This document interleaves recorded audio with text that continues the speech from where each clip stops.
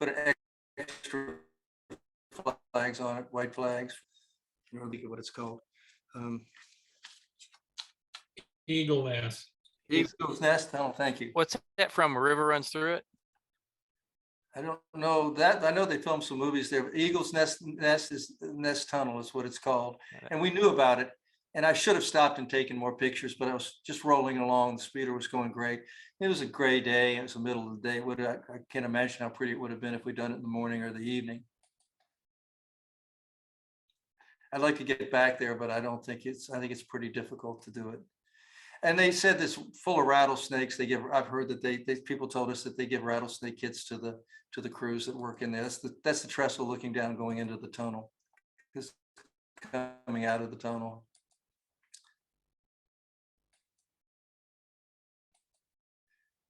Modelo school, and I don't know how they got to school. I guess there's some dirt roads or what. I looked at that. I don't know. Not active anymore. I don't think it was active then, but it was painted up and kept very nice. Okay, this is Lombard. This is where the Northern Pacific goes under, and on the other side it loops around. There was a Chinese. I looked up. There's a Chinese restaurant, Chinaman that ran a restaurant there, and then there was called the Jawbone line that ran from here to Harlowton, which is sort of a famous. You can look that up. There's a lot of stories about it. How you get on the train, it would be 8 hours, and sometimes it would take 3 days. But it was, yeah, it was Billy Klee was the Chinese that ran the beanery for the railroad there for years and years. So this is crossing over the Missouri River. This is the one railroad line, Northern Pacific, I guess, and this is another Northern Pacific. No, this is, yeah, Northern. No, this is us. We're going to come around here into Three Forks, and this is Northern Pacific here. Here's your first picture, I guess, of the speeder. A good picture of the speeder.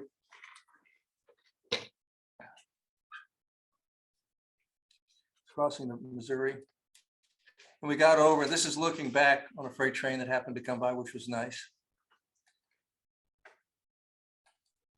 Okay, now we're coming into to Three Forks in the dark.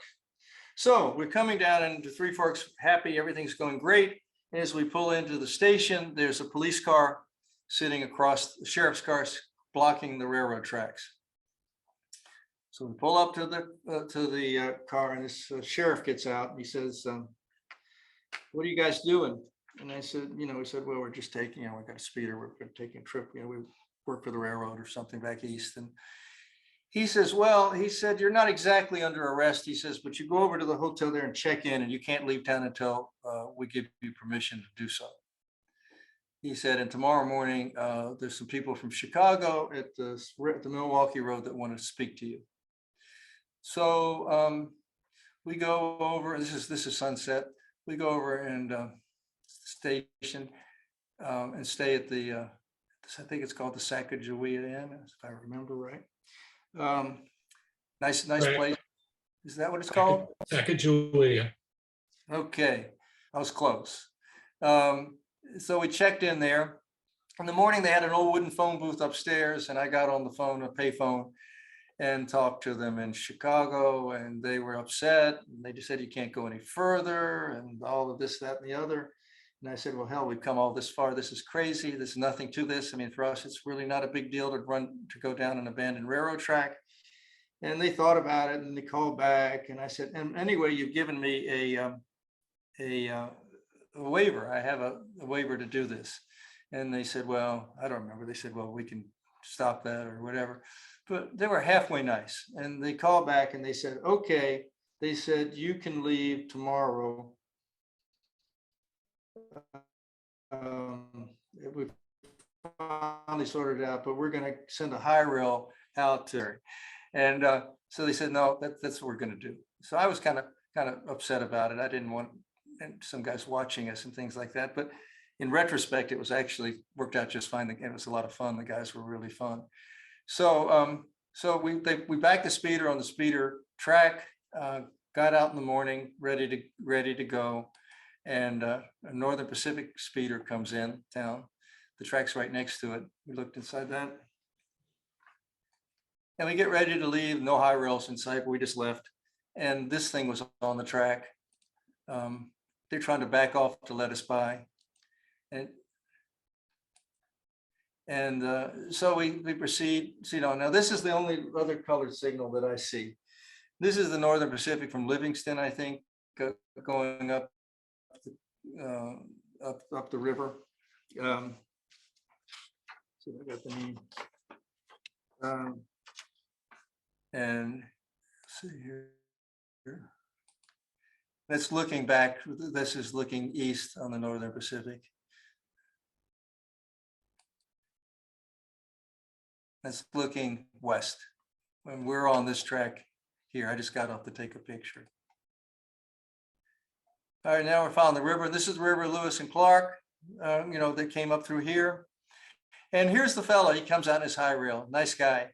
And the speeder, as usual, was not running very well. And he got off and helped me adjust and showed us how to adjust the timing and things like that. It was really good. It was a big help. Here's our track going along the river. Can anybody remind, what's the name of this river? It's not the Missouri, right? Jefferson, I think. Jefferson, yeah. So we're going, it's a gorgeous day, beautiful scenery. This is, I think this is lights for speeders, for motor cars, I think. This is the other railroad across the river. Here is our railroad.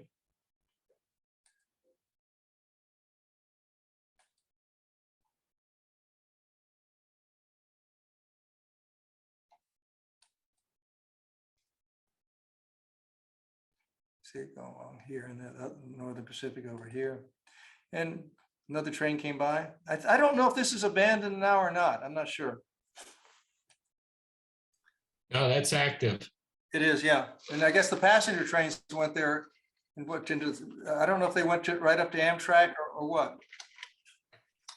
I don't know if this was the alternate route when they got down to one train or what, but this was definitely the way to go. Here we are. And then we come in to a place called, I think, Jefferson Island.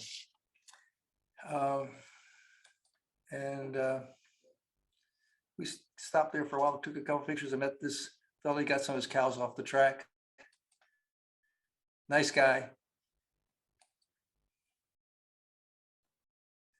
I don't know if any of these buildings are still there or not. I don't know if anybody's been to Jefferson Island, but I don't even know if the town still exists. It's a speeder light. Okay, so now we're coming up to the Rockies, and Chuck is really excited. He's never seen the Rocky Mountains. And this is, I guess, what they call Vendome loops that go up the east side of the Rockies. Already gone up, and we're looking back down. When the last picture that was taken, the signal was probably here. So and this is a head going up, and that was the view back one to the left. I mean, back to the east.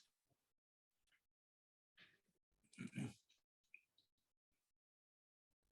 think it's like I think I read 2.2% grade going up, and I think 1% grade going down. Here we're looping around, still going up.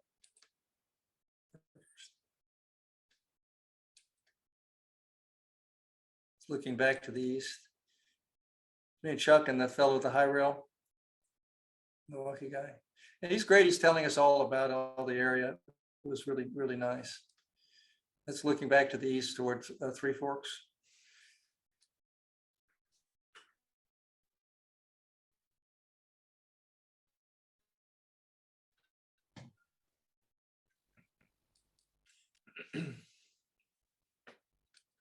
Okay, so now we're coming further and further up, and if you'll notice here we got some, turns out to be wild horses. And when we come up, they go nuts. And they come onto the track, and we have a little.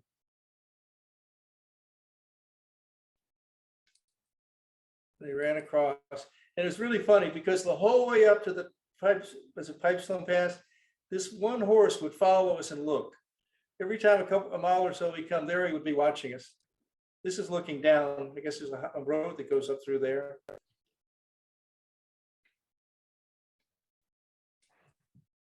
Oh yeah, here he is again. Chuck tried to get him to come over, but they wouldn't. But they're clearly curious. This is the pass tunnel over the top. Is it Pipestone Pass? Yeah, I think it's called Pipestone Pass. Yeah, and Homestake Pass is the Northern Pacific one, I believe. Correct. It's going into the tunnel looking, I don't know if that's looking, I think it's probably looking back. And then we came to this big trestle, the Blackstone or something like that. Blacktail, right? Blacktail, yeah. And walk down to the bottom and take a look.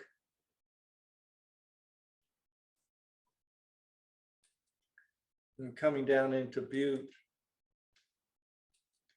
There's the end of Butte. Now we get to Butte, and there's a little crossing with these guys. It's like for one of the mining companies or something. And we go in and talk to them, and it's late. We're cold and tired, and the guy says, you can't go any further. He says, there's 2 wrecks down the line. He says, it's just impossible. I said, was there kind of a road we could get off and push it around? He said, no, it's not worth it. And so what we did that night, yeah, they picked us up, and we all went to, and we loaded the speeder on the dilly. That's what we did. We loaded the speeder on the dilly and went and found a motel and stayed. And then we drove down the highway and came to, went to Deer Lodge. And which is coming up here. This is Deer Lodge. Yeah.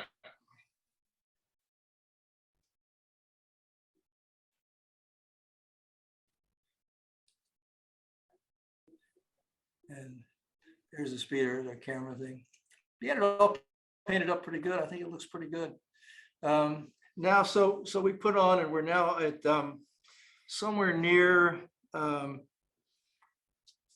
We skipped Missoula and went around. They said there's problems there, and we went to St. Regis, Alberton, just outside of Missoula, and put on there and headed up. Now we're in a little bit of a time constraint because Chuck's wife has told him that he needs to come home a day early to work on the patio. I'm not happy, and he's not happy. So, and we had lost a day in sitting in the hotel back there in Three Forks. So we're a little concerned about time. And so we're trying to figure, can we just go through the night? What are we going to do? So now we're headed toward up over the to Taft and over the St. Paul Pass, I guess, into Idaho and down into Avery. This is now, I went out to, we were out there, my wife and I and another couple, and found out that this is all dirt road, and we had a 4-wheel drive car, and we drove all the way up through here. It was really great. I really enjoyed it. This is one of the substations. And then we headed up the river. And this is the helper district right here. That's where they would put the helpers. Is this Hogan. Hogan, thank you.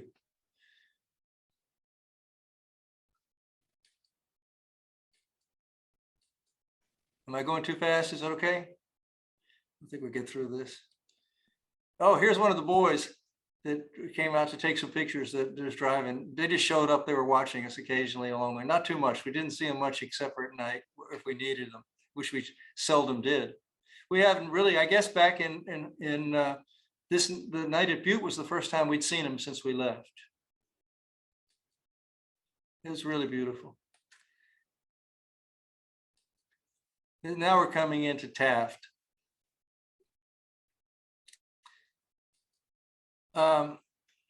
We went up there on the trip, and now it's a museum and a bike path, and there's it's really not a lot of what do you call interactive or pictures and of the area with history, and the Historical Society did a piece on Taft a couple months ago, and as most of you know, it was must have been quite something, like 1,800 workers to build the tunnel and 500 prostitutes. It was I found somewhere. Oh yeah, I did write this down. They named Taft after, it was in the article, William Taft, who was the Secretary of War, and he came in on a private train and he went out on the back platform and he looked at the town or saw it and he said, this town is a sewer of sin. He said it's an open sore that on an otherwise beautiful national forest. And I guess the people they were so taken by his speech, they named the town Taft. And so we came through here. This is all gone. Oh God, I don't know why they couldn't have saved this, some of these. That's East Portal. Yes, East Portal. And let's go back one. Taft And was down the hill, but it yeah, was we'll the go back base. one more. Yeah, and I thought this is, couldn't find my latest slide with more pictures. And this is a little shorter presentation, but there's a picture of window with oatmeal, with a box of oatmeal in it. So I guess this is where they say when the crews would go up there, they couldn't come down sometimes for the winter unless they came down on a train. It was so much snow. And I think this was maybe somebody knows, but somebody said that this was the superintendent or whoever the foreman, that would be his family house. And they had family up there. And this is coming out the other side? Go back one, please. Can you see go back when you see the tunnel? Okay, now I can go forward. Yeah, I guess this is going in. Yeah. Tunnel. And this is coming out, what's this, Yes, Roland, I think? Roland. Now we're in Idaho. And I mean, we didn't expect anything like this. The sun is setting, we come out, and this is the vista. There's like, I think 15 or so tunnels from here down to Avery, these trestles, and this is our trestle. We're up on the top of the mountain and we're gonna come around and go across these trestles. It was just unbelievable. The sun is setting.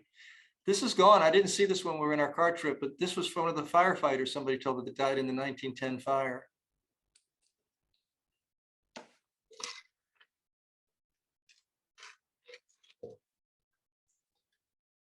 It's just one of the tunnels. You go in this way and it would curve around and come out lower, go over a trestle, and just kept working its way down.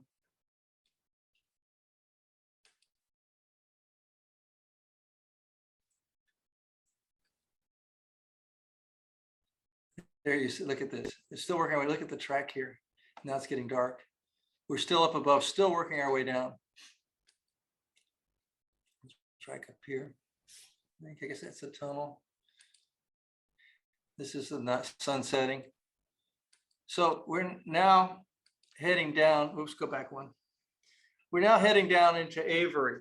It's pitch dark and it's getting cold, cold, cold. I mean, probably, I don't know, 40 degrees, 45 degrees, dark.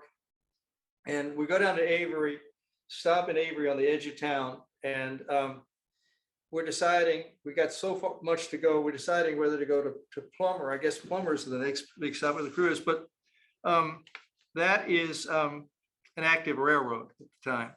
And they would bring those St. Marie's. And so we're debating whether to go anyway and take our chance to see if we can get to St. Marie's where there'll be a hotel. And just figure the train probably runs, doesn't run in the middle of the night. And so we're trying to figure out what to do. We're hungry. It's like 8 or 9 at night. So I said, okay, Chuck, I'll stay at the speeder. You go into town. Why don't you go into town and see if you can get something to eat or if there's anything, and see if you can find out when the train runs from St. Marie's down here. And because maybe they'll say it's only on Saturdays or just left or something. So so he goes into town and I'm sitting waiting, cold, dark. There's still a lot of old buildings, this old wooden building, speeder shed and things like that. I'm sitting there waiting and he comes back and he said, there's no restaurants. There's only thing in town is a bar. And he said, I said, well, did you ask him about the train? And he said, yeah. He said the train, he doesn't know when the train runs. And he said, I asked him I said, did you ask him if the crews were friendly? And he said, no, but he said they carry guns. And I said, well, maybe we better go back. Now, it's a long way back. And it's not near any hotel or whatever. And so we had made arrangements, I don't remember, for the guys to meet us back where we started, to wait there, or I got a phone in Avery and called my dad and told him to meet us back where we started or whatever. But we turned around, went into town, turned around the speeder on a dirt, crossing or something, turned it. We knew 100% there was no rocks on the track. There was no crossings that we needed to worry about. And we just opened the speeder up. It was freezing cold, and in cold weather, it runs good. And that was running like a top up the mountain. And we just flew up there. I guess it took 2 hours, 2.5 hours or something like that, through the tunnel and back down. And the kids were waiting for us. And we loaded the speeder up, and then we went to Othello, and let me see. So we get to Othello, and it's like night and day. This is Othello, and it's just bleak sort of what do you call it? Scabland, I think they call it. This is the Columbia Wildlife Refuge, and it's in the Saddle Mountains. So we put on there, and we're heading down toward Beverly and Kittitas.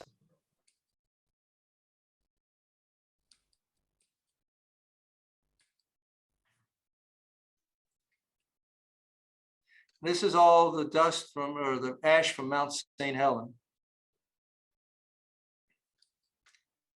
This is a spur line that goes into a local town. I can look on the timetable and see, but I won't do that right now. And I think that stayed open to Othello for quite a while. The town had some political clout and tried to keep it open, but I don't think it is anymore.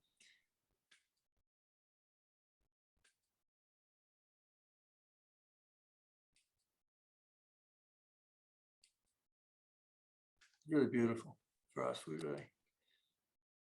I mean, what a difference from Idaho.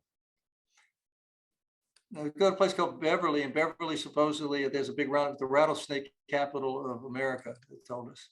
This is coming into Beverly, and the Columbia River is down here. Here's the Beverly station. If you notice up here is you can't see it very well, it's the skull of a cow. Here it is. Again, my pictures over time sort of faded a bit. And then we're going to cross the Columbia River. And many people know of your heard stories about wind. They had a wind signal because the wind was so high it could blow a train off. This is looking to the right before the bridge. I saw a picture of this bridge now. It's just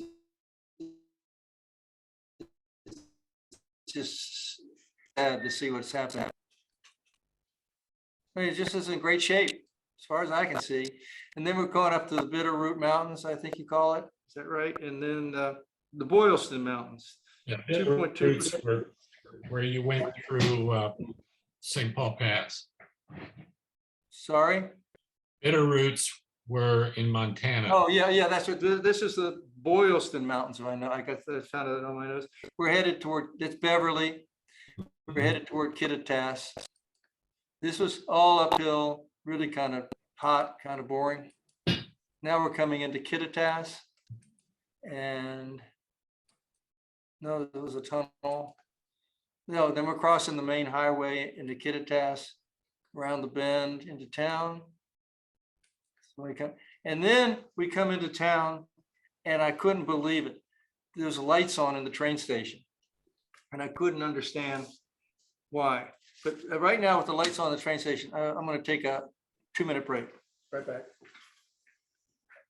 Okay, so we come to Kittitas, and now next day will be our last day. So we leave the speeder on the main line, and in the morning, when we walked into town, we didn't see the kids. We walked into town and found a motel. And in the morning, I couldn't believe it also. And I came to the station, and we walked around the corner. All these guys were out there, and they had the speeder. They had it taken apart. There were parts all over the place, gas cans. I said, what's going on? So I walked over, and it turns out that these guys work for the Milwaukee. This is his son. They saw the speeder, and they thought it might need a little bit of work. So they took it apart. They put all little new clips and all. They put fresh gasoline in it. They tuned the Model T coil. And then I told him the troubles we had. He said, first off, he said, in Ingomar, the problem was nothing, it wasn't the speeder, it was the wind. And he said, and the speeder. But he said, and I told him what I did is I thought I'd be clever. Before I left, I thought I'll put some really fancy racing car oil in the with the gas. And he said all the detergent in the racing just fouled the plugs constantly. He drained the tank, put cheap oil and low octane gas in it, and the speeder was absolutely perfect. I've got their names. And when I did the speech in Olympia at the National Convention, I missed him by a day. He came a day later, or maybe it was the son, I don't know. But that was really, really something. So that's why I guess they had the keys to the station, and that's why the lights were on. Here's you can see the faded picture, but he's got the crank. He cranked it all up. He put it in the right place. And he gave me gauges for the wheel thickness, which I still have. What year was that? Someone's in 19 Alan, what year was this? 1980. It was like 3 or 4 months after the abandonment.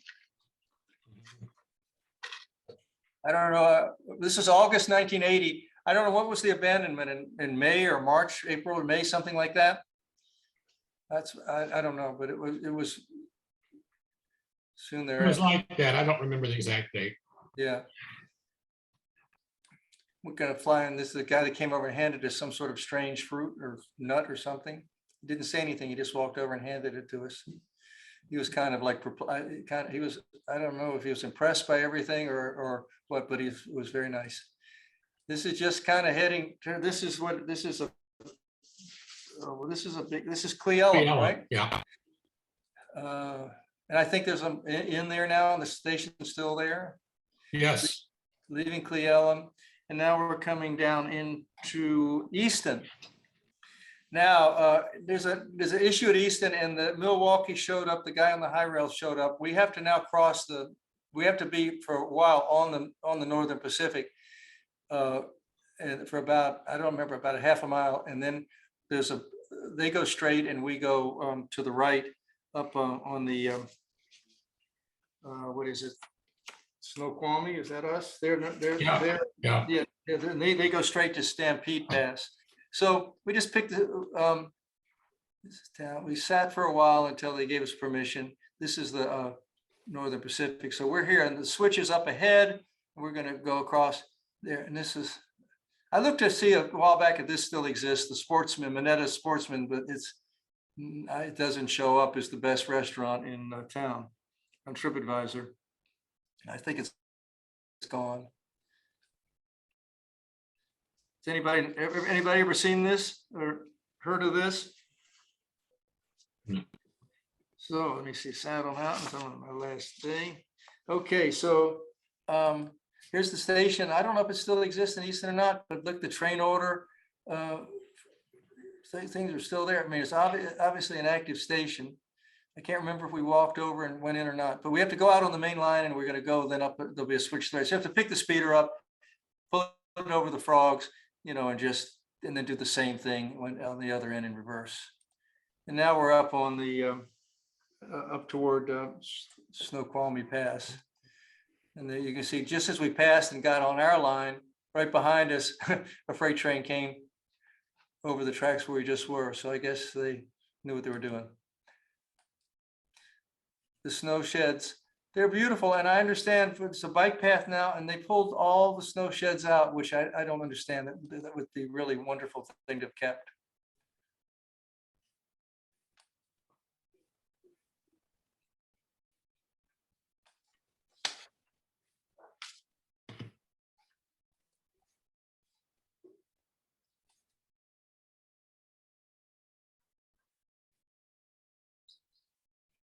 Yeah, here's a gas can.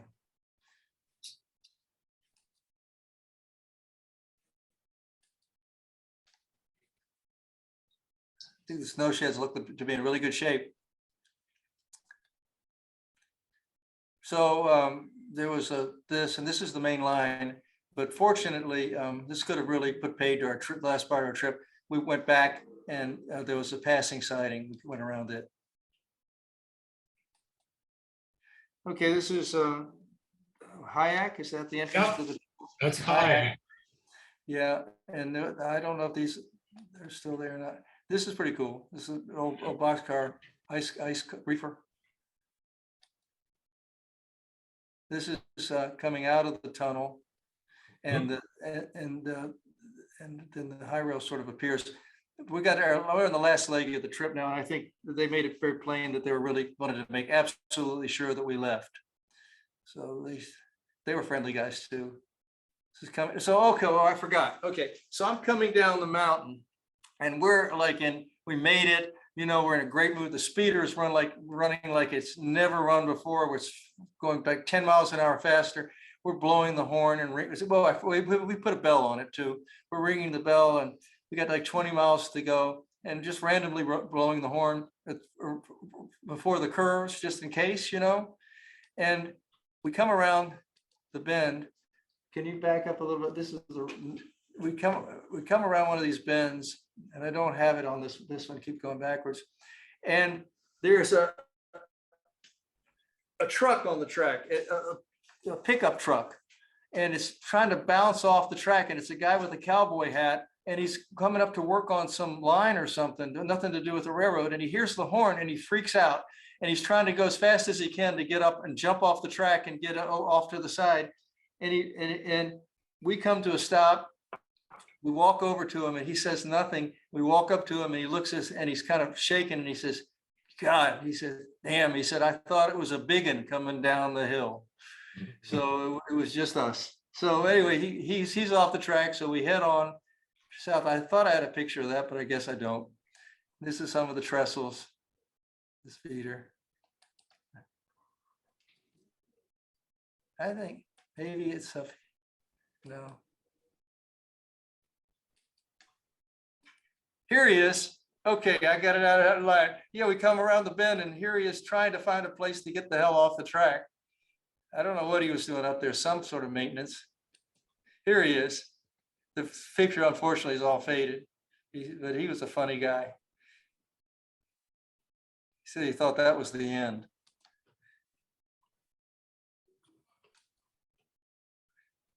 And there's a well-known photographer that got me interested in the Milwaukee Road, and this named Blair Coistra. I think that's his name.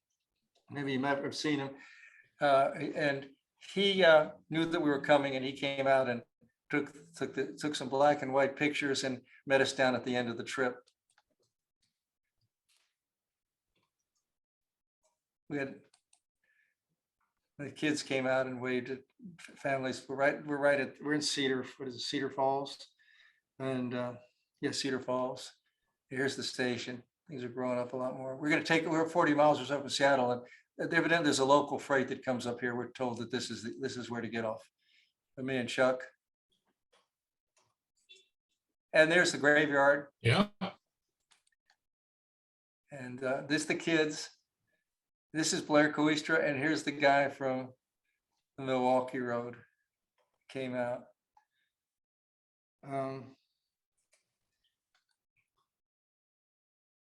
So they're going to drive back to McLean. And they take us to the airport first. And this is the last picture. Yeah, it was a great trip. I urge you to look at my website. There's we did it again for the Smithsonian Magazine, which was really what started the speeder craze, when they did that magazine about the speeder. When I went out and I did it from St. Maurice. I went back into Avery. We went up to Deadwood. Also, my dad had a photographic memory like my grandmother, and this 3-part interview on it. It's really, really good. When he started in 1944 at Union Station, working on that. But you know, the kids made it back okay. One flat tire, but the dilly hubcaps were stolen. Hey, Alan. So Alan, what is your website name? Oh, it's the Weedroute.com. Let me go back to the beginning again. I'll show you. So I made a logo for called the Great Northeastern Pacific.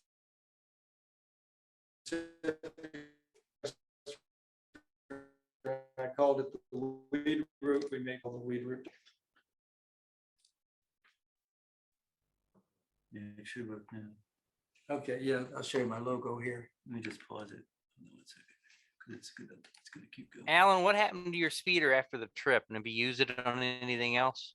Yeah, we went, here's my logo we made. Yeah, I've used it a lot. I went back out after the Smithsonian article. Yeah, I used it a lot, and I've gone on some of the Narcoa. I've taken it up to Gaspé.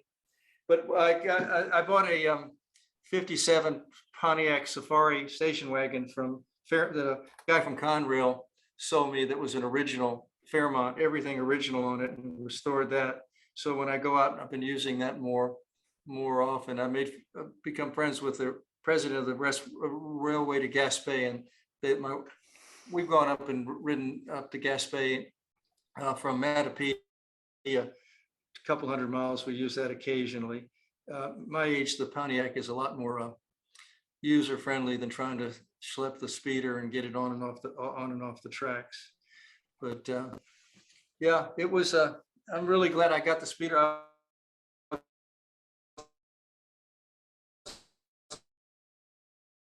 a little reluctant. A lot of crazies. Everything has been quite something what they've done, and all the places they've gone, and to Alaska, and all the tours that they put together are just fantastic.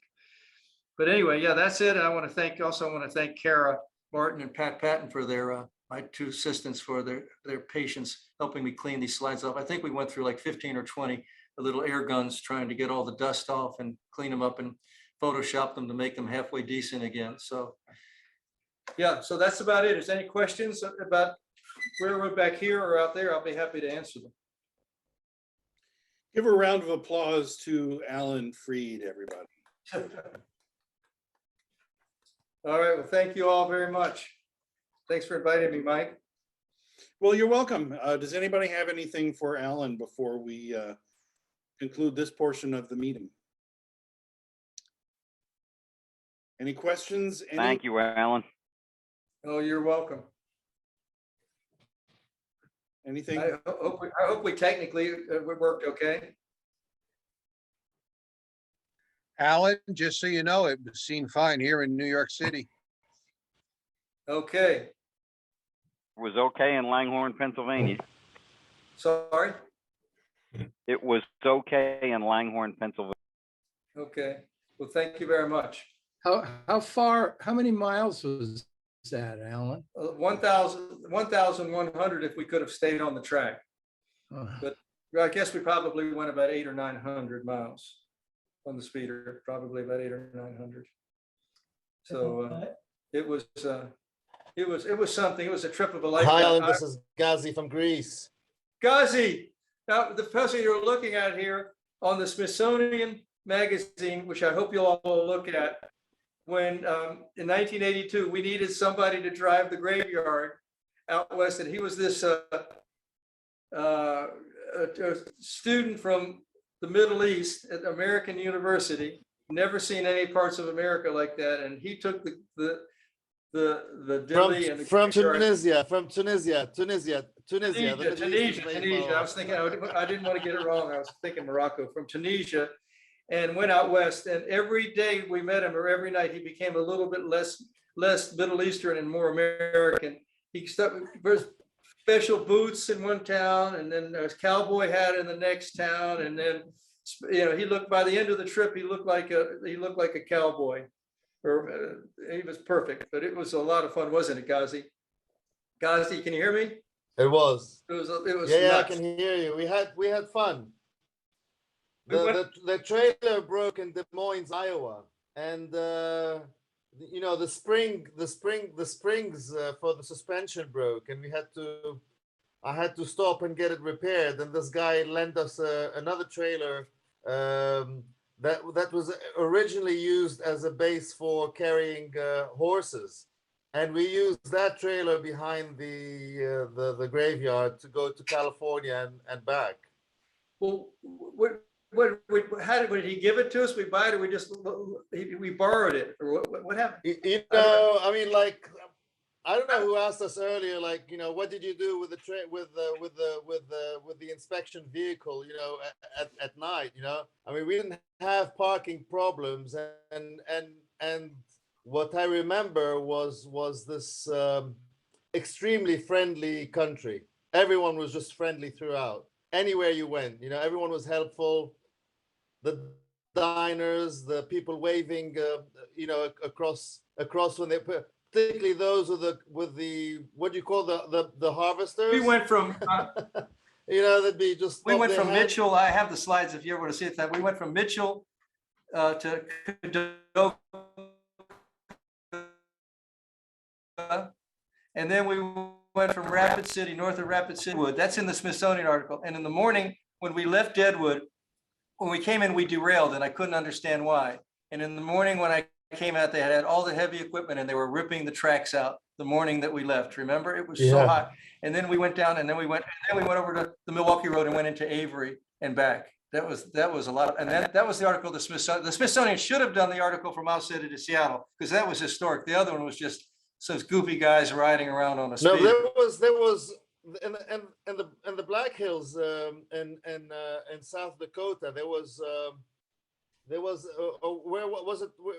Where was it where they were panning for gold? In the Black Hills, yeah. Yeah, And there Dead. was this. Deadwood. You're on the track. I was on the road in the graveyard, and you were on the tracks.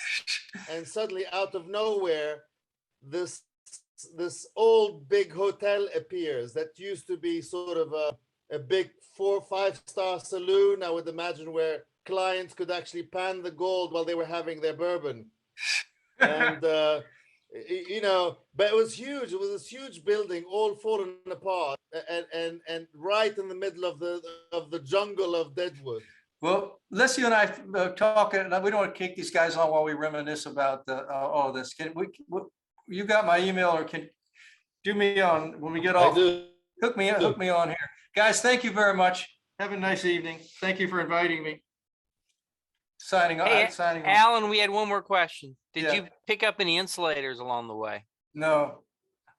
There was all sorts of tempting things that, laying around, Yeah. in the shops at Deer Lodge and whatever, but we were real careful not to take anything, nothing, no souvenirs at all.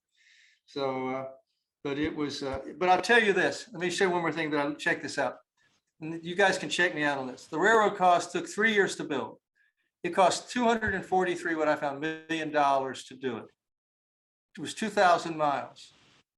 That's equivalent, I looked it up, to $7 billion in today's dollars. In California, the railroad, the high-speed rail to nowhere has spent $20 billion, and they haven't laid 1 foot of rail. And it just goes to show you what we were able to, and there's no, and with 50 tunnels, 200 trestles, the wherewithal of Americans to build, I think it was just extraordinary. And to take that, it's irreplaceable. It was very sad to take a trip like this and know that that it was on its way out, but that's the way it was. And that's what they did. I mean, I think there's lots of reasons why, and that all came through. And I looked up on the trip, the towns I was going through, they would show the taxes that the railroad paid in each little town that it stopped. And it seemed to me that it was quite difficult, I guess, to make it work, but it's a shame. And I think if they kept it for a while longer, maybe it would be different.